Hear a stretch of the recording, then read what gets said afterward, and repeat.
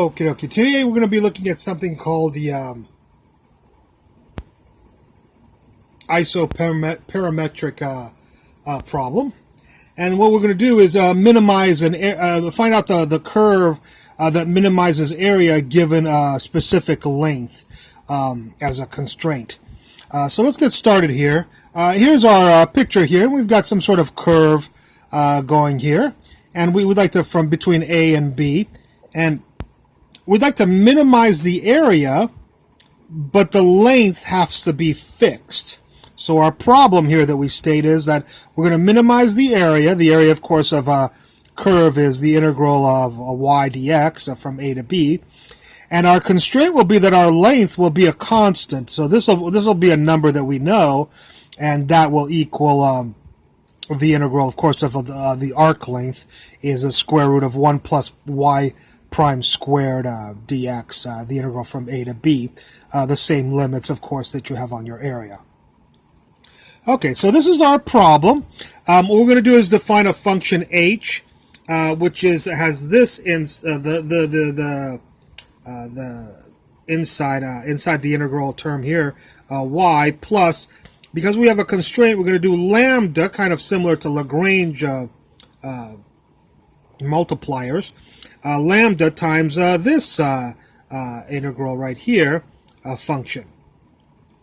So this is the form that the Euler-Lagrange calculus of variations formula accepts. Once you have a function, an integral that you want to minimize with a constraint integral that is also provided, we will need this form of the function right here, where this is the function, the integral function that you need to minimize, and plus lambda times whatever the constraint integral is.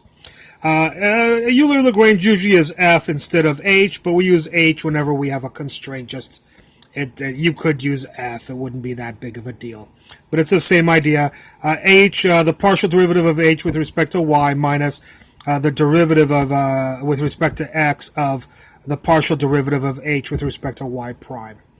This is of course, the calculus of variations Euler-Lagrange formula.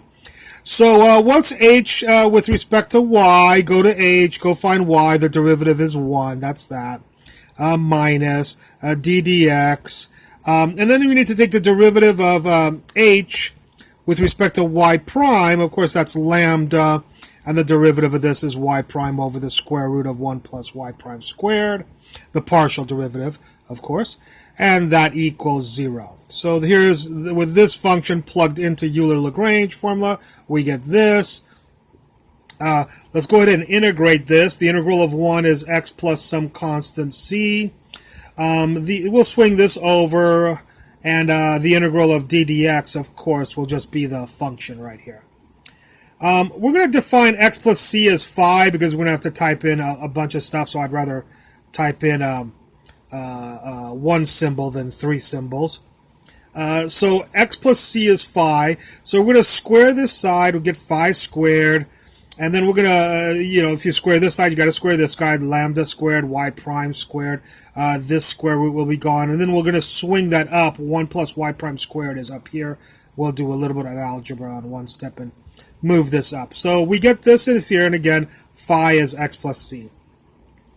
Foil this out, you get this. I'm going to show more algebra steps than I usually do. So this times this is this.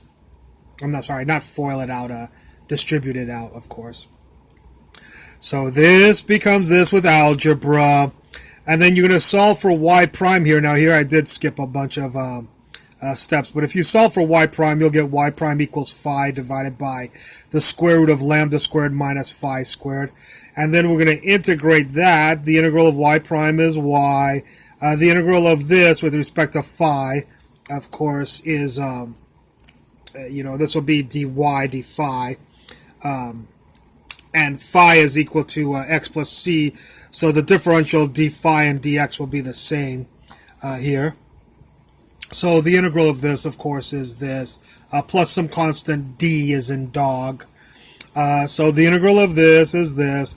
Do a little bit of algebra, swing over the d, square both sides, this disappears, lambda squared minus this, and finally I changed the phi back to phi is x plus c right here, because we can do that. And we'll scoot that over, and we'll get x plus c squared plus y minus d squared equals lambda squared. And I just changed the lambda to be r squared so we can see that this is the equation of a circle. So if you're given what this states, of course, and by the way, to find out what the c, d, and r constants are, now that you know y, you can stick that in, take the derivative, stick that in here. You know this, and you know a and b. So you can figure out what the constants are here, and you'll be able to figure out the constants also from the original problem that was given with this a and b. Of course, will tell you what these c, d, and r need to be to satisfy your particular thing. This one might be from 2 to 7. That's something that you know in the problem. But anyways, what this tells you is that if you're given a fixed length, like a 12-foot rope, you should make this into a half circle here in this case, or circles are what make the biggest pen to keep all your horses in, not square pens like you sometimes see on cowboy shows. If you want to save on all the wood that you got to chop and all the fences that you got to put up, make your horse corral into a circle or a semicircle. Okay. Anyways, I hope you enjoyed this lecture. Look forward to any comments at the bottom, and thank you very much for watching.